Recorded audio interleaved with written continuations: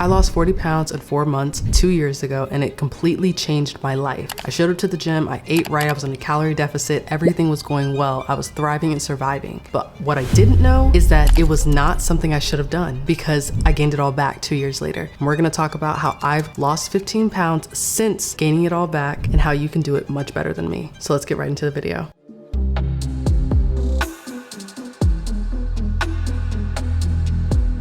I learned that the first 10 pounds is usually water due to the carb intake, sweating, and inflammation. And had I known that when I was losing weight the first time, I would have done things a little bit differently, maybe gotten a little bit more insight. So I'm hoping that this video can really help you as you start your workout journey or continue it. So I would highly recommend looking at how much water you're taking in, how much carbs you're taking in, like really just do an assessment over what you're eating. And full disclaimer, I am not a health or diet or anything expert around food. This is my experience, hoping to just impart wisdom on anyone else that might be curious. So I learned that for every gram of glycogen, your body holds 3 to 4 grams of water. But when you start eating better and moving regularly more, the glycogen depletes, and so does the water weight. The scale is not a straight line. I used to get on the scale every single day. Maybe I wouldn't eat as much. I would eat maybe like a fruit, maybe drink some bone broth, maybe eat a couple vegetables, and then I gained a pound. Especially as a woman, weight fluctuations are so up and down. It's like you can get really granular in the data and the details, but what I've learned is with our menstrual cycle, with hormones, with sleep, sodium intake, there's so many variables, as much as men, but I like to factor in the menstrual cycle is what is keeping us apart, that our hormones and the bloating, it just doesn't give us an accurate read all the time. What shifted my mind from looking at the scale every day was that I was just gonna do the work for a couple of weeks, maybe even a month, and by the end of every month or at the end of every 2 or 3 weeks, then I would see how much progress I had done, because it wasn't enough progress to see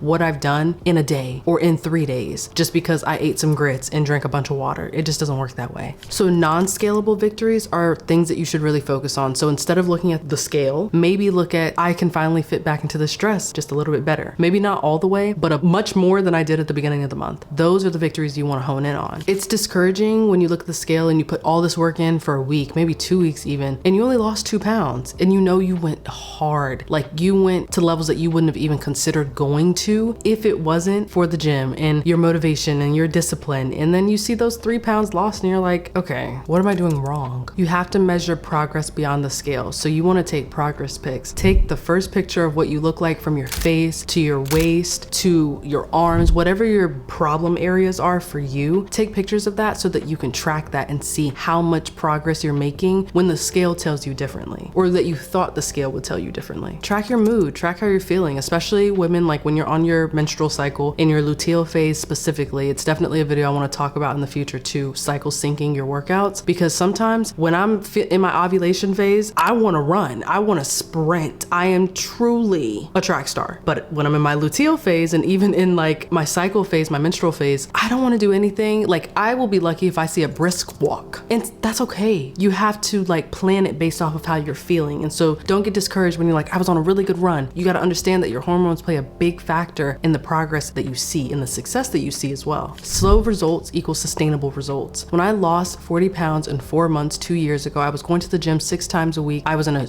extreme calorie deficit. I mean like grilled chicken, vegetables, oatmeal, and smoothies. Those were the only 4 things I ate for 3 months straight. 3 months straight. And I consumed like a gallon of water every day. And I did the 3-12-30 method on the treadmill. That was how I dropped it. But I easily gained it all back because I didn't have structure, I didn't have discipline, and I just wanted fast results really quickly, and we gained it all back in a 1.5 years. But now I have since then lost 15 pounds, and I'm so grateful that I am starting to see the scale come down at a slower rate than I'd like, but it's coming down. If you just have to see the scale once or twice a week, maybe at the beginning of the week and at the end of the week, weigh yourself and track it. But don't be defined by whatever that number is. Be defined by the dress you can fit in or the shirt you can fit in a little bit better. Be defined by how much better, how much more energy you're seeing in your work, in your personal life, in your social life. Those are like non-scalable factors that you really want to like focus on more than you focus on the scale, or you're just going to get discouraged, do it for a month, and then see nothing. Focus on consistency. The biggest lesson I have learned is that if I just show up, I'm going to do something, because you're going to get to a point where maybe you're going to the gym and you have frequently gone for about 2-3 weeks now. It takes 21 days to build a habit, 90 days for a lifestyle. In those 21 days, if all you did was was show up and walk on the treadmill for 30 minutes at a low incline. That's fine too. But after that 21 days, you're gonna be like, all right,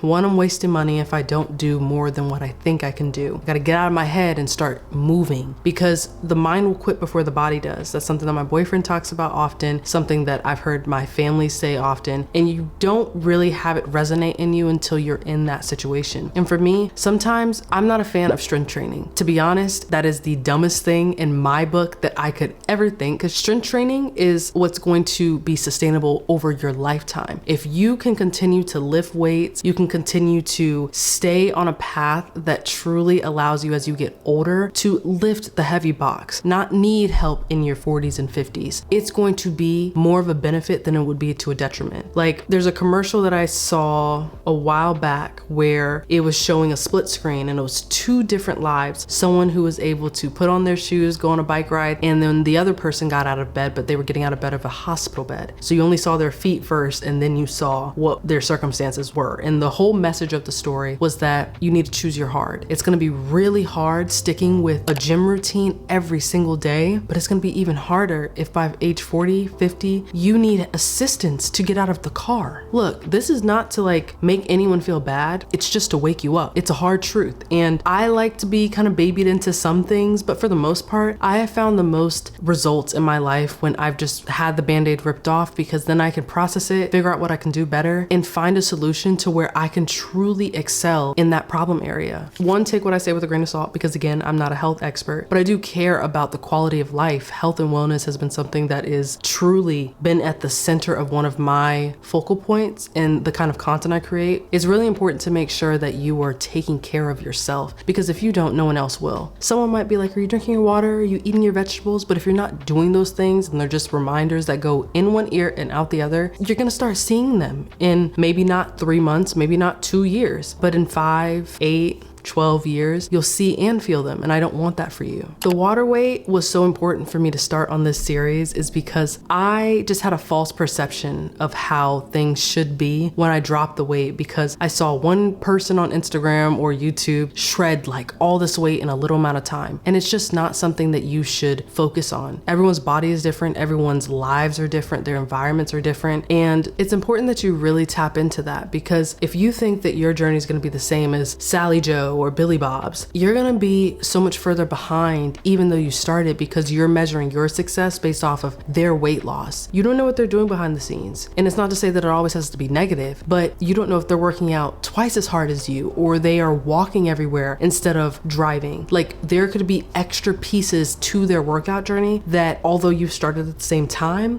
you're seeing different results. So that's why you can't look around and be like, well, they have it and they started at the same month that I did. That's not a measurable result. You don't live their life. You don't know what they're doing. Focus on you. When you really like start tapping into that, you're gonna be like, okay, I could do this. I could really do this. Like, part of starting at the gym or starting working out, you don't even need a gym membership. Go outside and run. Go outside and walk. There are so many places where you could start the workout journey. I have a firm belief that the way you take care of your body is the way that you show up in business. It's the way that you show up to your friends. It's the way that you show up as a family member. I've tried to do my best at keeping my health at the center of my attention, because if I let it slip even a little bit, when I find myself dipping in other areas of my life, so I'm not feeling as productive in my work, or I'm not feeling like I want to hang out, or I'm just feeling very isolated, I'm gonna think, what are my eating habits? What am I doing in my life that's not encouraging me to grow, that's not planting positive seeds in me? And then I'm gonna backtrack that. So I just want you to know, as you start your journey, that it is not a linear process. It truly is a roller coaster. Like,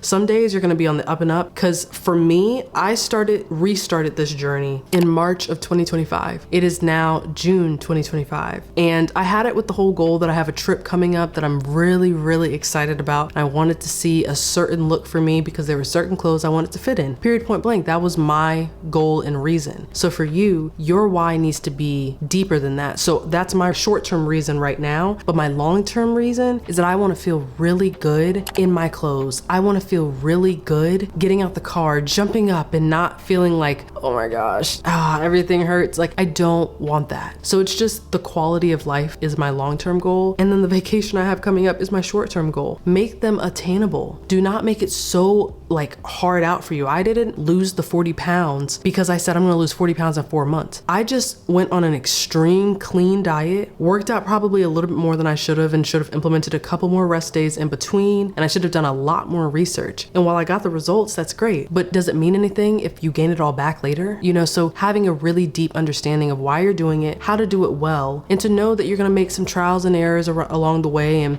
not to get down on yourself if you eat a Krispy Kreme donut or you eat some bread and you cut out gluten. Like, it's okay. And honestly, I'll talk about this in future parts of this video because I wanted to make this a series because health and wellness should be at the center of your life. If you are heads down in tunnel vision on your dreams, but you can't even get up in the morning without needing assistance because you can change it, let me be clear on that. Some people have different life circumstances where they physically cannot. But if you can, and you're just choosing to continue consuming all this processed food, you know, not working out, not getting daily movement, not drinking water, that is a choice that you're saying, my life is not valuable, and that is not you. You want more, but you have to see more before you can see more. You gotta see yourself on that treadmill. You gotta see yourself getting the pounds down. You gotta see yourself in that outfit. You gotta see yourself with living in your dream life. You know, and one thing that's really helped that I will always point to is God. When I can't show up on my own strength, He is gonna be the one that helps me, that pushes me through, that gets me 10 minutes more on that treadmill, that gets me 5 minutes deeper in that lift session. I hate lifting right now, but it is the best thing that you can do for you. My close circle has really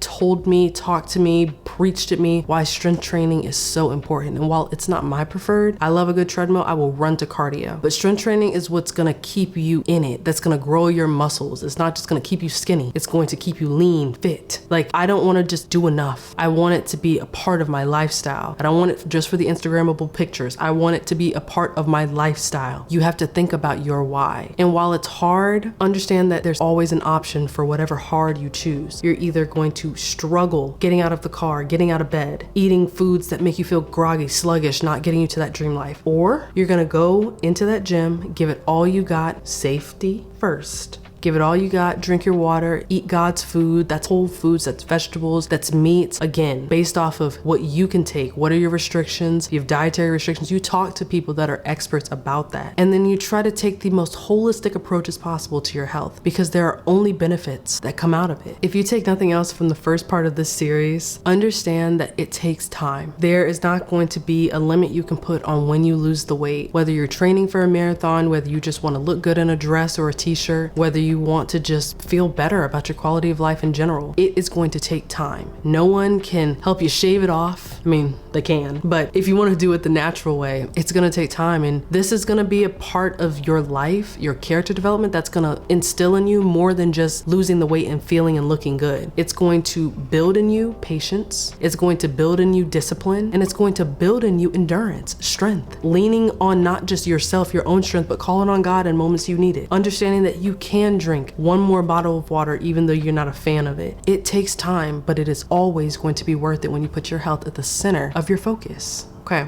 I'm really excited to keep talking about this new video, this new series. Like, health and wellness is where you need to focus to see the most into going to your dream life. Because listen to me now, if you don't focus on your health, lock in with God, and understand that your finances can be managed as best as they can, it's gonna be tough. Everything is teachable, I'm convinced. So let this be the start of a new leaf for you. I know it's gonna be hard, but we're gonna get through this together, and I can't wait to continue talking about this in the next video series for this. So I'll see you guys on the next episode of Party of One Podcast. Peace.